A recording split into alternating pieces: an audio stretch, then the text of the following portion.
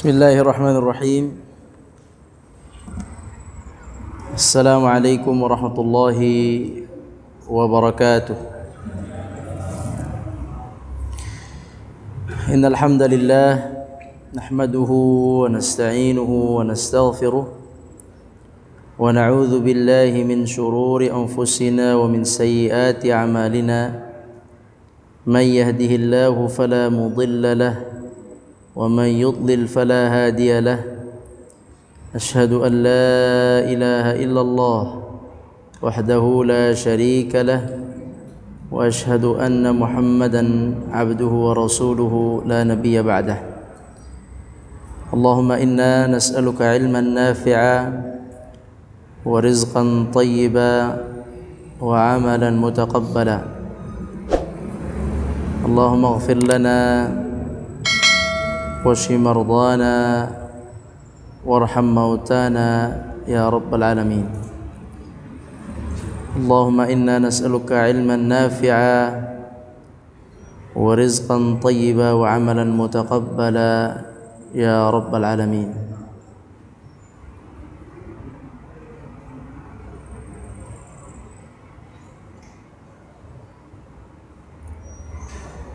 Kaum muslimin yang dirahmati Allah Subhanahu wa taala. Alhamdulillah pada hari ini kita kembali berjumpa dalam kajian Maghrib, dan alhamdulillah juga masih di dalam 10 hari yang pertama. Semoga Allah Subhanahu wa taala menerima amal ibadah kita dan mengampuni dosa-dosa kita. Amin ya rabbal alamin.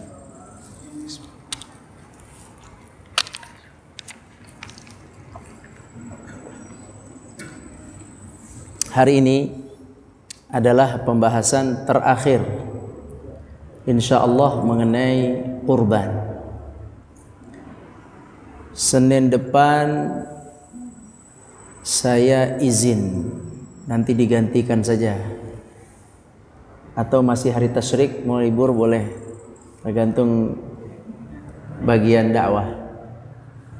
Senin depan saya izin akan keluar kota, jadi ketemu 2 pekan lagi kita melanjutkan bab taharah ya.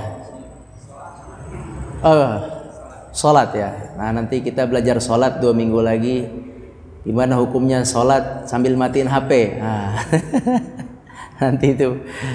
nanti di bab sholat gerakan-gerakan yang sunnah. Ada gerakan sunnah loh. Dalam sholat tuh gerakan sunnah, gerakan makruh, gerakan pembatal. Nah, ini harus diketahui biar seru gitu sholat, nggak kaku gitu ya. Ada gerakan sunnah, ada gerakan makruh, ada gerakan batal. Itu dua minggu lagi insyaallah.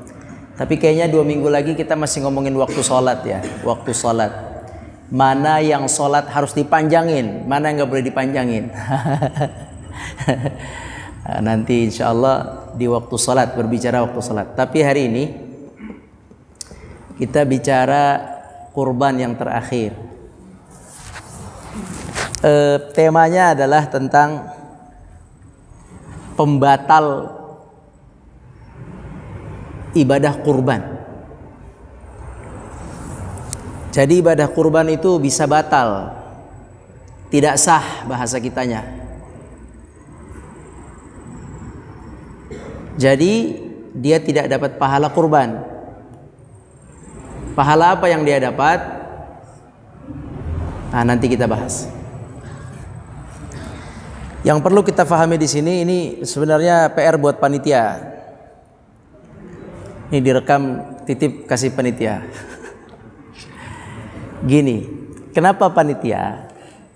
Karena panitia itu kan wakil ya. Kemarin sudah kita sepakati panitia itu apa? Wakil resmi. Dialah yang menyembelih kambing kita, sapi kita, unta kita. Kalau dia salah sembelih, kita yang nggak sah nanti gara-gara dia. gara-gara panitia. Makanya panitia perlu paham sekali pembatal kurban. Sama seperti bapak-bapak sekalian mau bayar zakat, itu juga sama sebenarnya. Bapak-bapak mewakilkan bayar zakat fitrah di depan itu, di meja itu, bukan hanya di sini, di semua masjid. Bayar zakat fitrah di meja itu tuh bukan zakat fitrah namanya. Itu tolong wakilkan saya ibadah zakat. Saya nggak tahu yang mana yang mustahik, begitu kan? Yang di situ bilang saya terima zakatnya. Anda bukan terima zakat. Anda panitia zakat. Panitia zakat itu adalah wakil. Saya mau ibadah nih, tapi saya nggak tahu ini gimana menyalurkannya. Tolong saya amanahkan Anda jadi wakil saya, lakukan ibadah saya. Makanya kalau jadi wakil yang ngerti, yang benar. Kalau wakil itu ngerti, melaksanakan tugasnya dengan baik, maka kemarin sudah kita sampaikan, dia dapat pahala persis dengan yang beribadah itu. Ya, itu kaidah, itu sudah pastilah. Saya mau berkurban, saya nggak tahu cara nyari kambing yang bagus. Saya juga nggak bisa sembelih, saya nggak bisa ngulitin, saya nggak ngerti. Tolong ibadahnya saya diwakilkan. Ini uangnya, tolong carikan kambingnya, sembelihkan, niatkan atas nama saya, kasih saya dagingnya, bagikan ke fakir miskin. Maka yang melaksanakan dia dapat pahala sama seperti yang berkurban. Itu sempurna pahalanya kalau dia lakukan dengan baik, dan sudah kita jelaskan sebelumnya. Sama seperti kita memilih badal haji, Pak. Ini juga udah saya jelaskan. Saya mau haji untuk badal ayah rahimahullah, misal. Badal artinya apa badal? Gantiin. Maksudnya, iya, saya mau hajikan ayah. Kenapa saya? Karena saya nasab. Saya berhak. Saya punya nasab. Dan dalam hadis yang menggantikan haji ayahnya dan ibunya dalam hadis itu anaknya. Nasab. Tapi saya tinggal di Indonesia, antrian susah. Memang misal kita sudah haji, tapi kan mau daftar lagi nih, antrian susah, biaya mahal dan sebagainya. Akhirnya saya telepon, misalnya kita telepon di sana mutawif. Ustadz, mutawif, tahun ini ana mau badal haji buat ayah ana, tapi ana nggak bisa, ya nggak? Ana mau wukuf buat ayah, ana mau umrah, mau lempar jumrah untuk ayah, ana mau tawaf, mau sa'i, mau tahallul, mau mabit di Mina atau Muzdalifah untuk ayah. Tapi ana nggak ada daya, nggak bisa. Sama kayak yang tadi, saya mau kurban, nggak bisa. Sama aja juga. Saya mau kurban, ini payah nih. Mau naruh sapi di rumah, tetangga marah-marah. Ya, mau kurban sapi, tetangga marah-marah, saya berisik sapi. Naruh kambing, berisik. Anak-anak kecil mainin kambing, mati ntar kambing saya. Jadi susah. Mau ibadah tapi susah gitu. Ya wajar lah. Kecuali di kampung kita sana, Pak, mungkin masih bisa di rumah masing-masing. Di sini susah di rumah masing-masing. Wajar kalau dikelola, itu sudah wajar. Nah, kita juga sama, mau ibadah haji nggak bisa, ya nggak, sulit. Maka kita panggil lah Ustadz tadi, Ustadz tolong ini saya ingin badal ayah, tolong wakilkan saya. Otomatis itu wakil, nggak ada lagi akadnya. Nggak, itu bukan akad jual beli, bukan akad apa-apa. Ini akadnya wakalah atau taukil. Tolong wakilkan saya membadalkan ayah saya, itu akadnya. Nanti dia si Ustadz ini mutawif, dia akan wukuf, dia akan nginap di Mina, Muzdalifah, di Muzdalifah, kemudian di Mina, kemudian dia akan tawaf, dia akan sa'i, dia akan tahallul, lempar jumrah, kemudian tahallul. Semua rentetan ini dia akan zikir dan dia akan baca semua zikir-zikir dalam haji itu. Apakah dia nggak dapat pahala? Hah? Apa karena dia jadi wakil dikasih uang kemudian dia nggak dapat pahala? Enggak. Enggak lah, dapatlah. Dapat. Itu masalah jasa, itu jasa. Sama kayak tukang jagal. Tukang jagal nyembelih, dia dapat jasa. Dapat jasa, nggak ada masalah. Dia juga sama, dapat pahala dari apanya? Dia dapat pahala dari ibadah yang dia lakukan. Pahala di sisi Allah, dia dapat keuntungan dunia, yaitu tadi upah tadi. Nah ini wakil resmi dalam Islam. Jadi ibadah yang kita tidak sadar kita wakilkan, satu badal haji, nggak sadar itu wakil. Yang kedua ibadah kurban, nggak sadar itu kita wakilkan. Yang ketiga zakat, itu juga kita wakilkan. Bagaimana bayar zakat saya ini dipakai disalurkan dengan hal yang baik atau untuk hal yang baik. Nah, ini 3 ibadah yang berlaku oleh kaum muslimin ditaukilkan atau diwakalahkan. Kecuali ya bapak nyembelih sendiri, itu enggak taukil. Kecuali bapak bayar zakat langsung ke orangnya, itu enggak taukil, langsung namanya amalnya. Bisa dipahami ya bedanya wakalah mewakilkan dan bedanya kita langsung melaksanakan ibadah itu sendiri. Nah sekarang begini, ini untuk panitia, untuk para panitia, para wakil untuk memahami apa saja pembatal ibadah kurban. Dan panitia harus ngerti sekali fadilahnya, keutamaannya, pembatalnya, sunnah-sunnahnya. Beneran enggak? Dia harus ngerti dengan baik untuk menjalankan semua ini. Karena dia wakil, gimana ya? Makanya ini perlu sekali. Baik, kita akan bicara pembatal. Kalau pembatal sholat apa? Bismillah. Buang angin, batal sholatnya. Ya, batal sholatnya kalau buang angin. Kalau pembatal puasa, makan minum.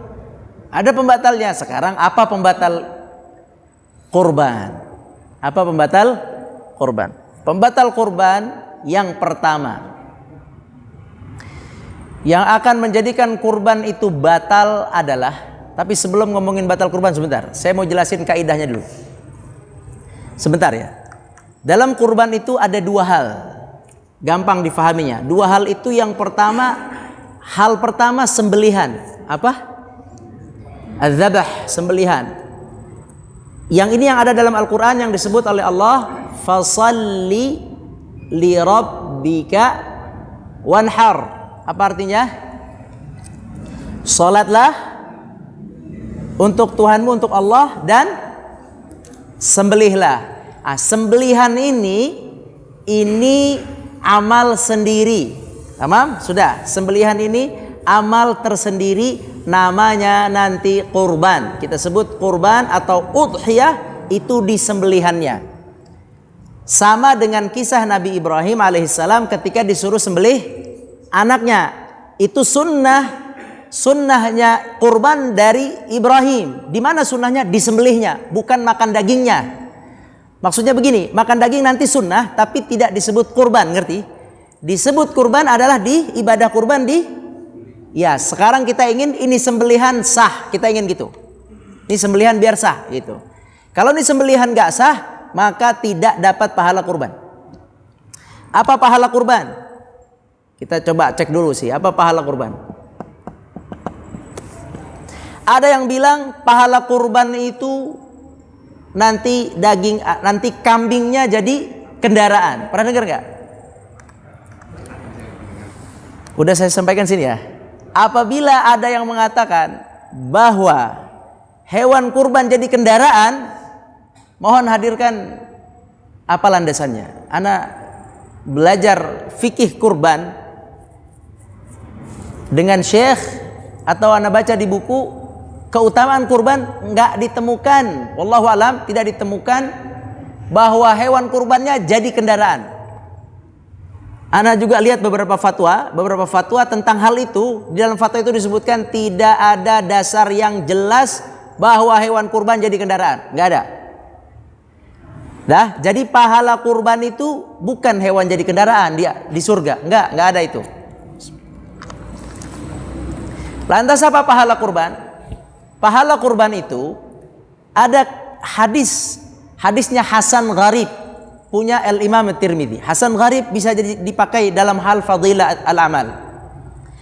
Kita pakai ini, ulama banyak pakai dalam buku-buku mereka tentang fadilah ibadah kurban yang berdasarkan hadis. Memang tidak sahih, tapi hasan. Hasan gharib, hasan yang agak sedikit dhaif, tapi dipakai oleh banyak ulama, dipakai. Apa dalilnya? Dalil fadilah kurban yaitu kurban si kambing itu akan datang dengan tanduknya, bulu-bulunya dan kuku-kukunya. Itulah fadilah yang dipakai oleh para ulama. Kita mau ini si kambing ini, si sapi ini jadi saksi buat kita di sana datang. Ya Allah, saya disembelih bukan karena tasyakuran, bukan karena dapat rumah, bukan karena dapat anak, bukan karena jual beli, bukan karena mau dagang, bukan. Saya disembelih karena Engkau di hari Idul Adha. Dia bersaksi, belain kita. Kita perlu tentunya penolong di sana. Jangan yang datang musuh terus, di sana bahaya. Di sana kalau yang datang penuntut terus bahaya, Syekh. Ngeri di sana. Nauzubillah min dzalik. Kita perlu pendukung di sana. Yauma la yanfa'u malun wala banun. Enggak manfaat lagi harta di sana. La dinar wala dirham. Dinar tidak manfaat, dirham tidak, harta tidak, anak tidak. Jadi kita perlu apa? Ya hewan ini bantuin kita. Kita perlu dia datang ini. Taib. Jadi kalau kurbannya sah, pahalanya sampai. Oke? Bisa difahami ya? Kita maunya pahalanya sampai.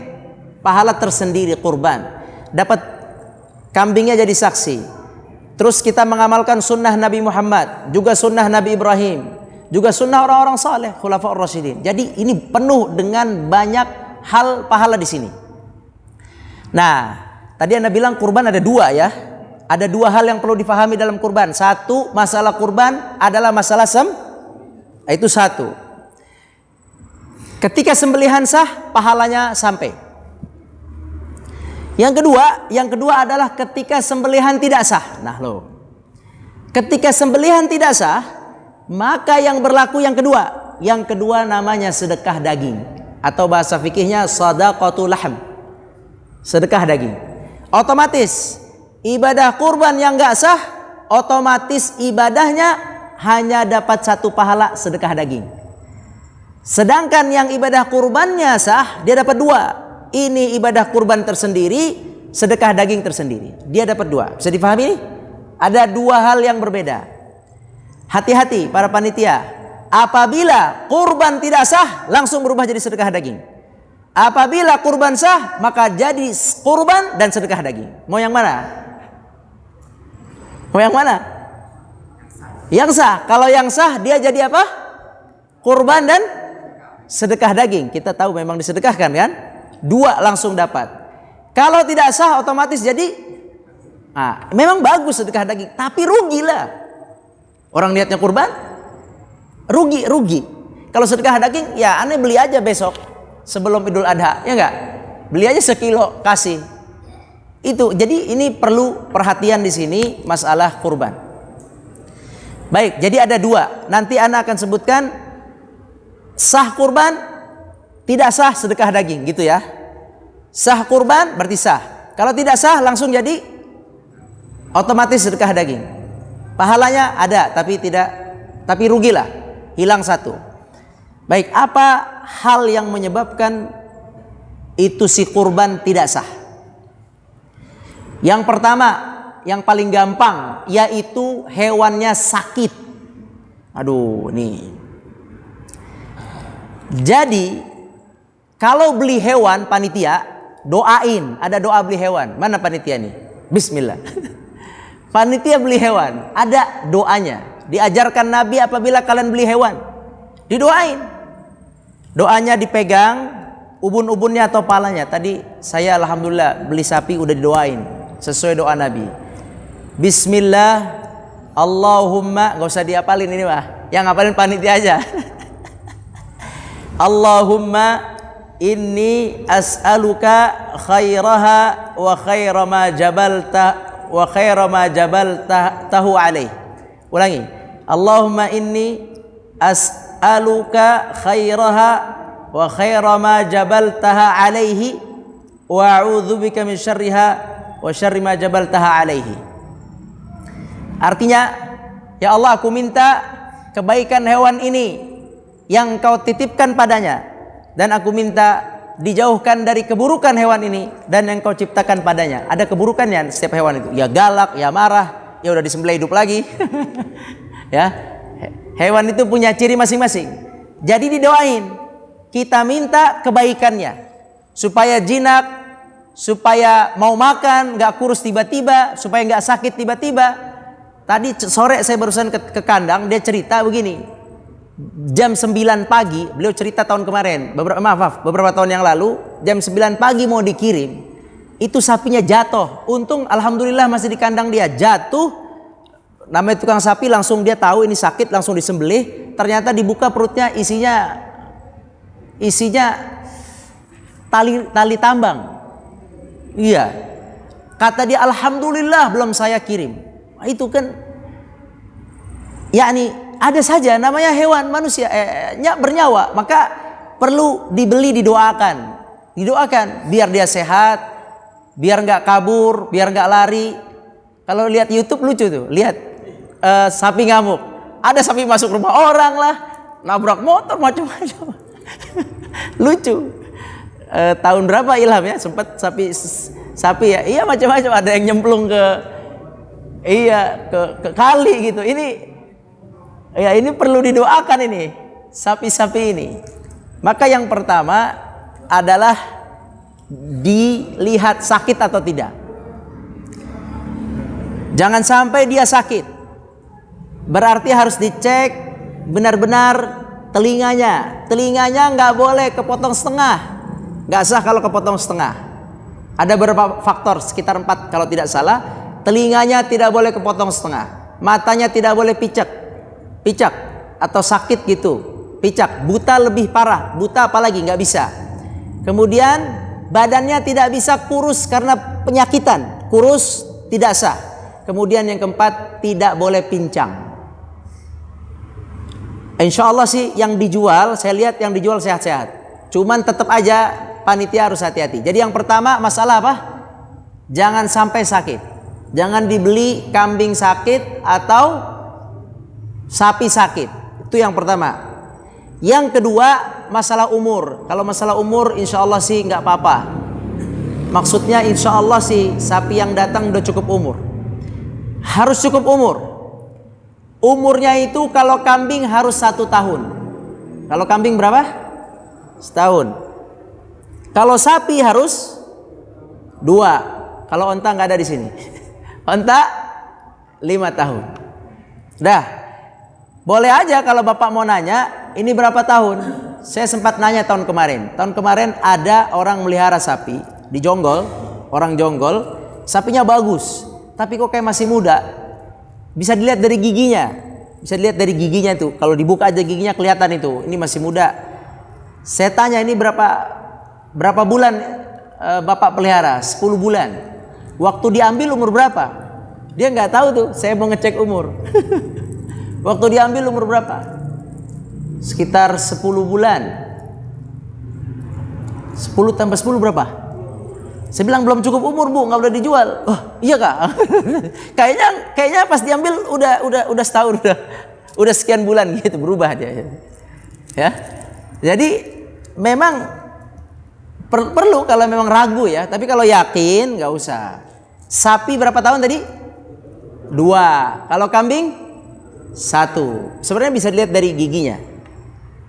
Jadi kalau ragu boleh ditanya. Kalau nggak ragu, bismillah udah bawa. 2 tahun kambing sapi. Nah kalau di bawah itu, di bawah 2 tahun sapi, di bawah setahun kambing, disembelih, maka kurbannya tidak sah, langsung berubah jadi sedekah saja. Udah. Yang sakit juga sama, disembelih. Ya sengaja beli yang sakit, yang murahan ya enggak? Kambing muda yang murahan, atau kambing muda yang 8 bulan ya kan? Kurbannya kagak ada ini ya enggak? Saya belinya yang jelek-jelek, lumayan ya enggak? Ini masalah ini, makanya yang salah pengkurbannya kagak nitip-nitip, panitianya juga kurang belajar. Dibelilah yang jelek-jelek, disembelih kagak sah Pak, kalau emang nggak sesuai dengan syarat itu. Kalau ya saya nggak tahu. Kalau dia beli yang sakit, Apalagi kalau yang jual nakal. Bang, no yang di pojok sakit, murah mau nggak? Ini lebih parah lagi nih. Yang dagang kagak amanah ini. Ya, yang dagang kagak amanah, panitianya juga sama juga. Ini bahaya ini.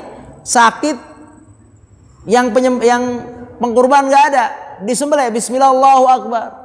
Nggak sah kurbannya jadi sedekah dah. Itu masalah yang kedua. Satu masalah sakit, yang kedua masalah umur, yang ketiga masalah penamaan.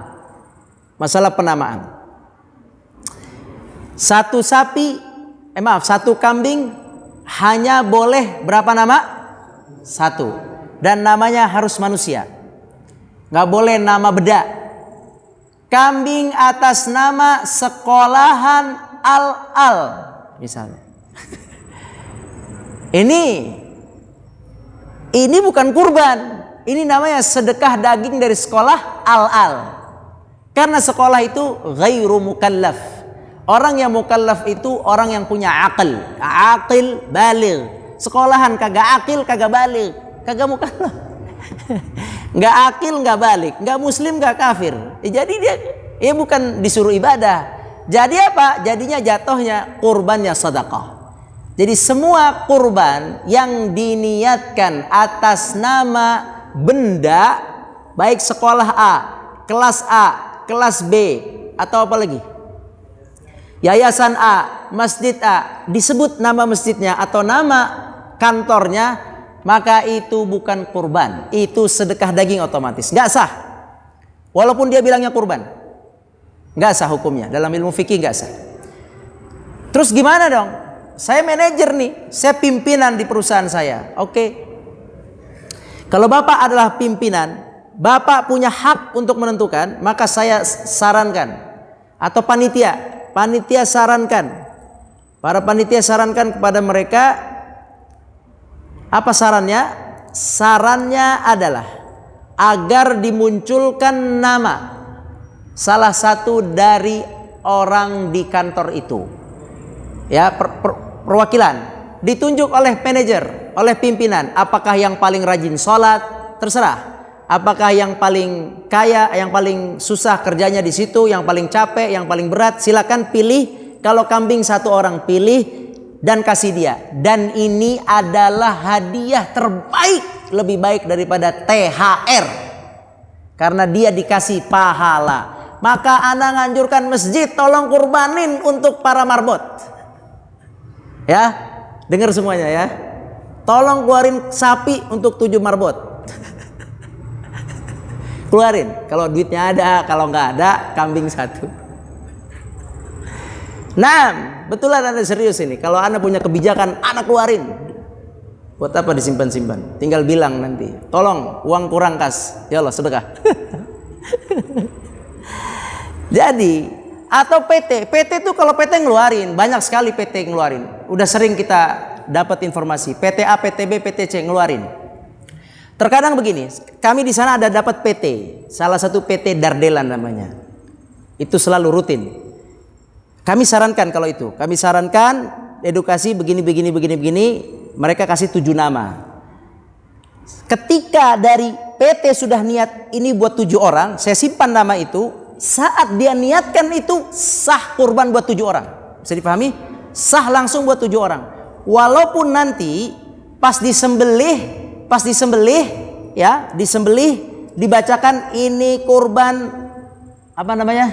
Atas nama PT Fulan. Tapi aslinya niat si pemberi dalam hatinya sudah niat untuk para 7 orang, maka an-niyatu mahalluha qalb. Maka yang diterima adalah niat yang dalam hati, bukan yang diucapkan.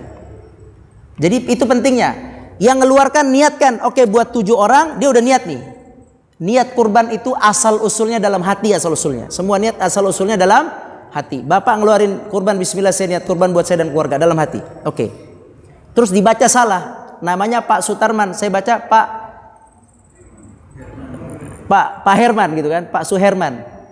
Pas ngeliat videonya, salah nama saya ini sah nggak? Nggak apa-apa Pak, tenang aja sah. Sebab kurban itu niatnya itu berdasarkan hati, qalb, mahalluhal qalb, hati setiap pengkurban. Kita mengucapkan untuk penekanan, Pak. Penekanan. Apa namanya? Penekanan. Kita tekankan. Disebut oleh Nabi SAW dalam sebuah hadis, ini untuk Muhammad dan umat Muhammad. Disebut oleh Nabi untuk mengajarkan cara niatnya. Tapi para sahabat nggak nyebut. Para sahabat kurban langsung aja. Maksudnya, artinya dengan niat yang di dalam hati itu sudah cukup. Kalau mau disebutkan, boleh. Dan itu Nabi sebutkan juga. Maka kalau ada yang PT, disarankan untuk ngasih nama. Tapi ada juga loh PT yang nggak mau ngasih nama. Udah dinasihatin nggak mau juga. Ini kasih nama, nggak usah, udah biarin. Ya sudah, kalau biarin, ya saya pun baca Bismillah kurban atas nama PT ini, kata malaikat nggak sah syaratnya. Ya udah sedekah aja gitu. Ya nggak bisa. Sebenarnya sayang. Sebenarnya kalau PT atau masjid atau lembaga yang punya rezeki nih ya ceritanya, dia mau ngeluarin untuk orang yang dia kerja di situ, itu sebenarnya adalah hadiah terbaik itu. Menurut anak itu hadiah terbaik. Bayangin dia dikasih pahala kurban, dikasih saksi.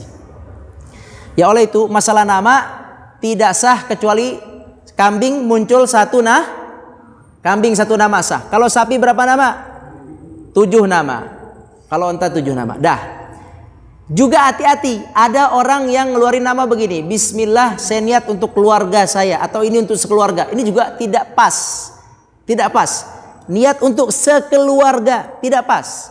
Yang pas niat untuk saya dan, nah hati-hati itu. Ada yang keluarga fulan, ini nggak pas, nggak bisa. Harus keluar nama, karena ini kepemilikannya harus jelas. Siapa? Saya dan keluarga saya. Nah itu cara nama. Jadi pertama, perhatikan hewannya harus sehat, umurnya harus pas. Yang ketiga, ini pembagian satu kambing 1 orang nama manusia, sapi nama manusia 7. Boleh nggak nama manusia 2? Boleh. Kalau sapi boleh 1 orang sampai 7, harus nama orang. Kalau mau disebut kurban, kalau tidak berubah jadi sedekah. Nah, itu yang ketiga masalah nama. Yang keempat masalah waktu. Masalah waktu penyembelihan itu kapan mulainya? Selesai salat Id, salat Idul Adha. Dalam hadis Nabi SAW ada sebuah kisah sahabat yang menyembelih sebelum salat. Sahabat yang menyembelih sebelum salat. Kata Nabi SAW, man dhahha qabla salah fa innama dhabaha li nafsihi wa man dhabaha ba'da shalah qad asaba faqad tamma nusukuhu wa asaba sunnatal muslimin. Barang siapa yang menyembelih sebelum salat, dia nyembelih untuk dirinya sendiri, bukan untuk Allah, enggak sah maksudnya. Dan barang siapa yang nyembelih ba'da shalah, maka tamma nusukuhu, sempurna ibadahnya, dan dia telah mengikuti sunnah kaum muslimin lainnya, yakni sahih. Maka penyembelihan tidak boleh sebelum salat. Penyembelihan harus setelah salat. Siapa yang salat? Kaum muslimin. Misalnya corona, nggak ada salat. Saya nggak tahu nih zaman corona dulu. Itu RPH dikontrol nggak kapan dia nyembelih. Jangan-jangan habis subuh disembelih. Ya, habis subuh disembelih. Misal, kan kita nggak tahu di RPH itu. Mereka paham nggak? Kan RPH kerjanya malam, Pak. Kalau dia disembelihnya ba'da sholat subuh jam 6, itu nggak sah itu. Saya nggak tahu juga makanya. Kalau di RPH itu. Kalau di sini jelas pasti ba'da sholat. Karena ada hadis ketika Nabi selesai sholat, ada yang udah disembelih, kata Nabi nggak sah. Silakan ulangi. Sembelih ulang sekarang ba'da sholat. Jadi harus setelah sholat. Siapa yang sholat tadi? Kaum muslimin. Kalau kaum muslimin gak ada yang sholat, nanti kalau seperti kemarin, bagaimana? Kasih tahu ke RPH, tolong sembelih. Caranya, kata ulama, takar kira-kira orang sholat jam berapa selesai. Begitu caranya. Kebiasaannya jam berapa kita di sini? Jam 7 selesai. Ya udah. Berarti saya pesan ke RPH untuk Masjid At-Taibah, tolong jam 7:30 paling cepat. Sebelum itu saya nggak mau disembelih. Begitu. atau jam 9. Atau kalau mau besoknya dah nggak apa-apa, jangan sebelumnya. Nah ini sebab kenapa? Ada waktunya. Sama kayak sholat subuh. Sholat subuh jam 4 sah gak? Kerajinan gak sah. Jadi ibadah ada waktunya. Nah ini ada waktunya. Terus ada waktu afdal, Pak, ada waktu afdal. Perlu diperhatikan waktu afdal. Begini, kemarin kita udah cerita ya, bahwa ada waktu dalam Islam, ada waktu yang biasa, ada waktu yang dicintai. Iya enggak? Ada waktu yang biasa, ada waktu yang dicintai. Ada waktu sial enggak dalam Islam? Sial, beruntung nggak ada. Hari untung nggak ada. Hari sial nggak ada. Adanya biasa sama hari yang dicintai. Yang paling dicintai Jumat. Nanti ada lagi yang dicintai yang lebih dari itu, yang 10 hari Zulhijjah. Nah ini sekarang 10 hari itu tanggal berapa?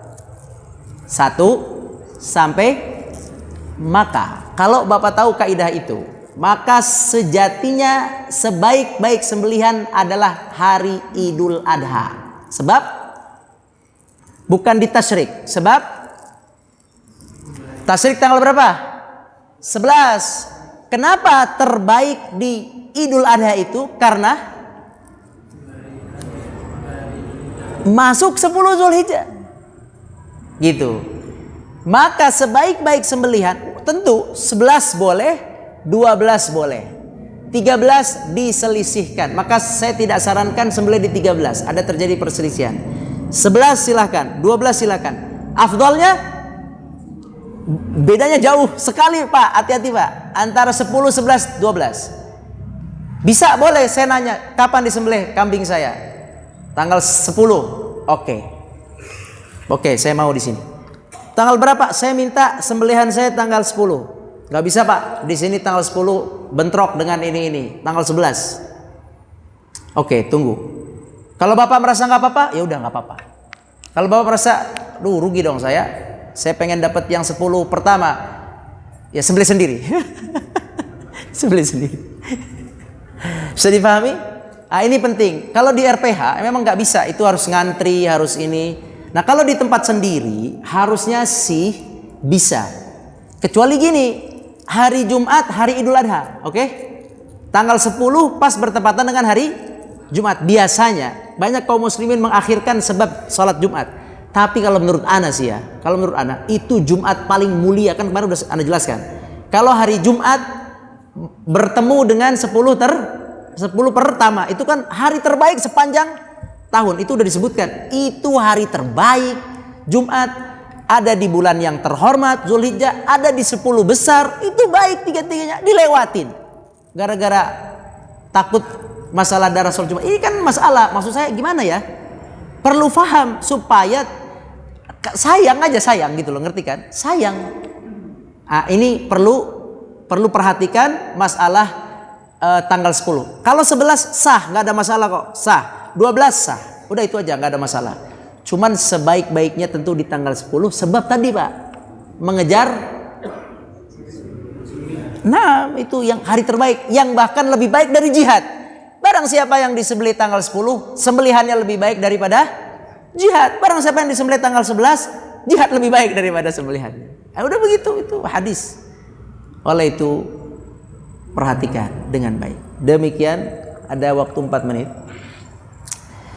Mudah-mudahan bermanfaat. Sekali lagi saya ulangi, hal yang membatalkan: 1, masalah kesehatan binatangnya. 2, masalah umur. 3, masalah namanya, harus nama manusia. Yang 4 ini masalah waktunya. Waktunya jangan sebelum sholat, harus ba'da sholat. Dan waktu yang paling afdol tadi tanggal 10. Alasannya lebih baik dari jihad. Mau nggak lebih dari jihad? Tanggal 10 gitu. Itu kan hadis sahih ya, kita nggak bisa nggak ngada-ngada, nggak. Itu hadis sahih. Baik, itulah kurang lebih kesimpulannya. Mudah-mudahan bisa bermanfaat. Jika ada pertanyaan silahkan. Nah. Ini kan motornya hanya satu. Jadi motong juga satu. Bagi yang berkurban di masjid ini udah confirm, udah belum? Udah confirm belum di masjid kapan? Satu. Bisa dirubah nggak Tanya panitia. Saya kalau motong hari Kamis takut Jumat. Kalau hari Kamis takut Jumat. Kenapa kejumatannya? Bau katanya. Jumatannya bau. Apa? Sayang sekali gara-gara bau. Jihadnya jadi lewat, pahala lebih besar dari jihad gara-gara masalah bau. Sebenarnya kan pagi Jumat kan bisa dibersihkan. Bisa, nggak ada masalah bau itu. Jadi dicoba dulu nih panitia. Ana saran ini, Ana mungkin kalau saran di sini lebih didengar daripada saran. Kalau bisa hari Kamis. Karena pertama 10 terbaik. Yang kedua masalah kuku sama kumis nih udah pada panjang ini. Kalau tidak hari Kamis, dia nunggu Jumat, aduh belum bisa nyukur, Sabtu. Iya, jadi maksud Ana, coba deh dipertimbangkan deh. Pertimbangkan ini baik-baik, ini ibadah beneran. Nah, jadi nggak tahu, coba nanti diputusin. Ana kira masih bisa lah, masih bisa dipertimbangkan supaya hari Kamis. Masih ada waktu. Tapi sekali lagi sah, Ana sampaikan sah ya, jangan enggak. Nah, silakan didiskusikan bagaimana sebaiknya. Nah, wallahu alam. Silakan, ada pertanyaan lagi? Aziz, Ana ada kajian dulu. Nah. Iya, baik, insyaallah. Assalamualaikum. Gimana, Pak? Hah?